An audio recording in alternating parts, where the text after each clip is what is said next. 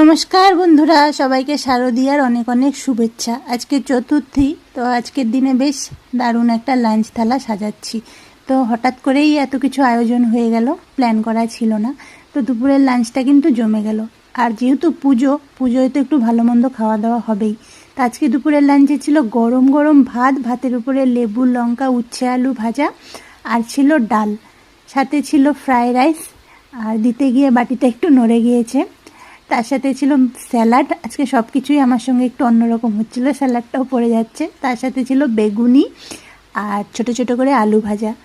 আর রাইসের সঙ্গে একটু চিকেন কষা না হলে তো জমে না, তাই ছিল একদম কষা কষা চিকেন। এটা ছিল দেশি মুরগির মাংস।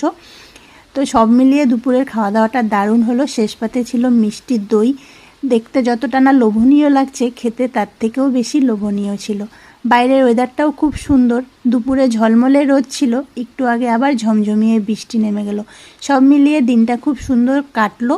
আর এখন তো সবে দুপুর, এখনও সারা সন্ধে পড়ে আছে, তাও যতটা কাটলো খুব সুন্দর কাটলো। সবাইকে শুভ দুপুর।